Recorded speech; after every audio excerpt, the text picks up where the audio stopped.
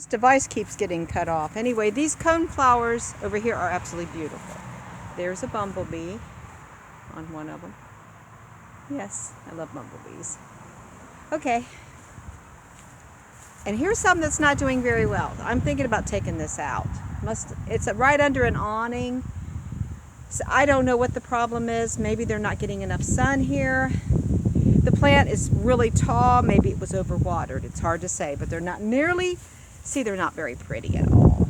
It hasn't looked any better than this. This is how they turned out. Yeah, this has got to go. This plant's got to go.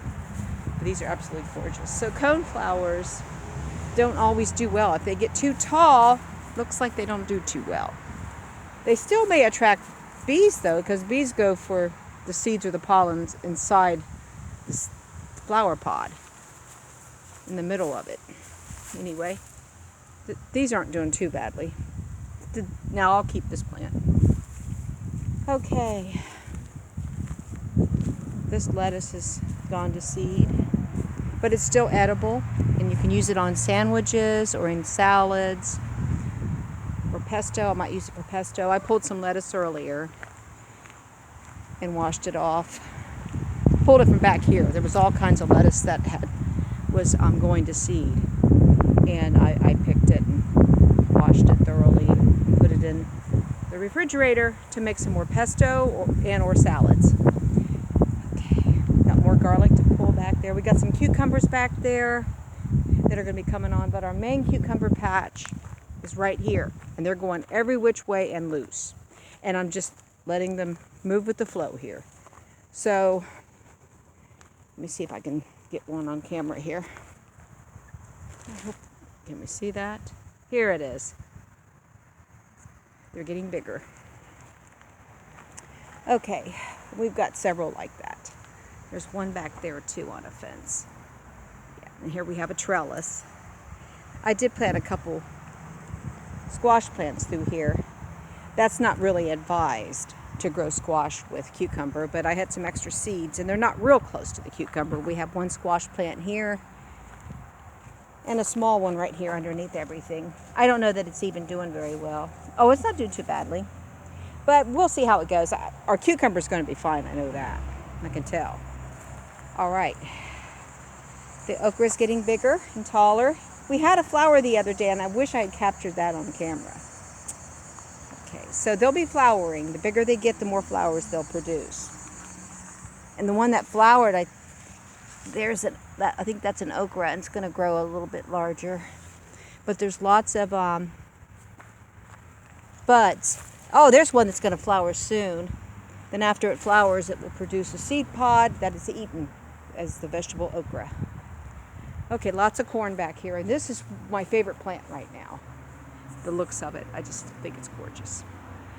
And I'm pretty sure we're going to have pretty good sized corn on the cob from it. To the side pockets of each stalk, you can see we have corn growing.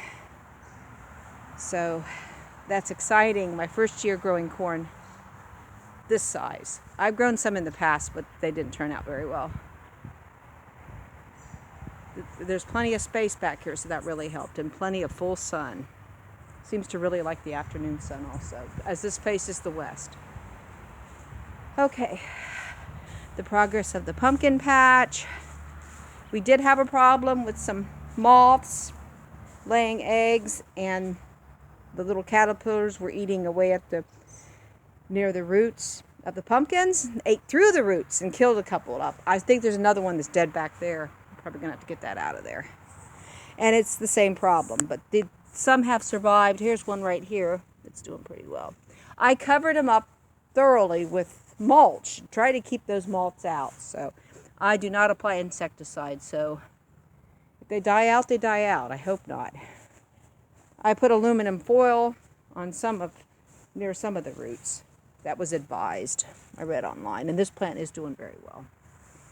But back there, I can see something's wrong. So I'm very concerned. Last year, we had the best pumpkin harvest ever. I just didn't do YouTubing back then. And I wish I had, because you would have seen some beautiful pumpkins. So this may be infected, because it is dying or dead. And maybe I'll try watering it when the sun goes down later, but I don't know. I'm going to have to look at those roots and see if they've been destroyed by that moth. Yeah, they've been in there eating away. But it doesn't look like they're there right now. Okay, I don't know if it can be salvaged or not. Hopefully these other pumpkins will do well. I pollinated this one myself when it was a blossom, a female blossom. I used a Q-tip. These leaves are just looking not too good. I just hope this one makes it. So we may not have the best pumpkin crop this year, but last year it was amazing. So I'm thankful for that. Sweet potatoes are doing fine. I don't really see a problem. I probably should have rotated them because I planted them here last year. But I really didn't have anywhere else to plant them at the time. I'd like for all of this to be potatoes. And I would like to grow brown, yellow, red potatoes, gourmet potatoes, all kinds of varieties. That would be my dream. But I have to get that ivy out. And it was here when I moved in.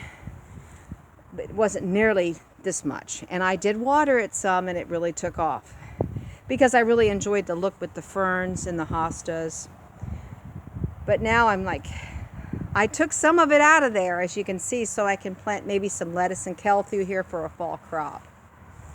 Okay. I'm not going to let that pumpkin thing get to me. We're blessed with summer squash. If we don't get winter squash, it's okay.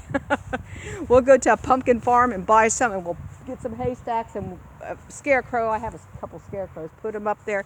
We'll decorate it.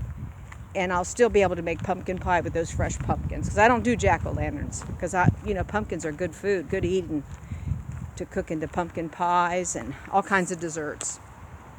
Okay, well, that's pretty much it.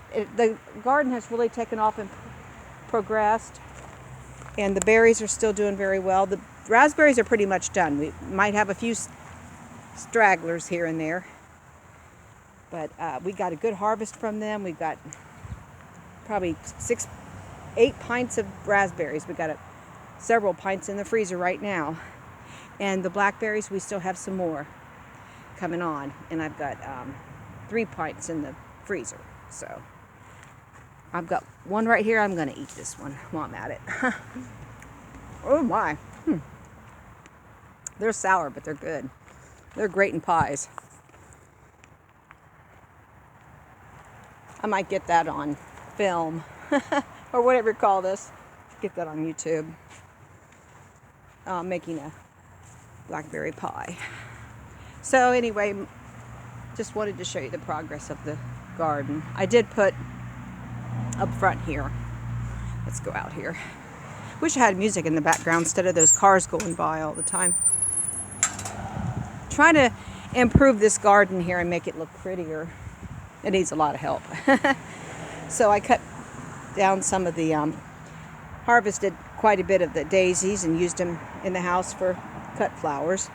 And the ones that died, I cut those back because it was way up here and it was just way too tall. And I really want lower flowers in the front. I was being a cheapskate, just planted some cheap seeds there, and they really took off like crazy. And it's a perennial that comes back every year. I got to get some of those roots out of there. But that coneflower, I bought this at Oakland Nursery. I don't know if you can see it, but there is a red coneflower I'm real excited about. It's a perennial. It will come up every year.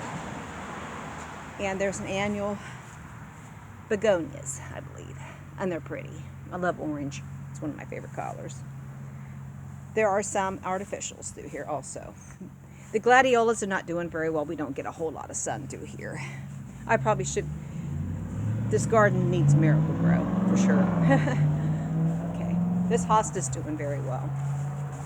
And there's a 4 o'clock right next to it that comes up. My husband likes it. It's been there for years. He said, let it go. This hosta's been here a very long time too. And it's amazing how well it does. A few years ago I planted one back here and it didn't do well and it died and I had to get rid of it. Okay, we had a A fun-filled 4th of July. We stayed home, but we could hear lots of fireworks, and the dogs were terrified. They had to sleep with us in the bedroom, under the bed. We have a carpeted bedroom. Girls, come on out. They're in the house. Hey, girls. Hey, precious ones. Come on. How you doing? Hi, Smoochie. Hi, Boo Boo. Do you want to come outside for a little bit? Come on out. The girls will come out, Smoochie and Boo Boo. Come on. Oh, only Smoochie came out. Boo Boo didn't feel like it. It's a little hot right now. I'm getting ready to sign off. I was going to throw a ball for Smoochie. I want the channel to be more about them than anything. Smooch and Boo show, or Smooch and Boo's garden adventures, and walk around the neighborhood. There's some beautiful yards, beautiful flowers and gardens, or go to gardens like at parks and stuff, and take the dogs, to dog parks. That would be amazing and something very interesting. More so than just looking at this little property all the time. And more so than watching me cook with one hand. Anyway, go. Get it, Smoochie. Bring it here.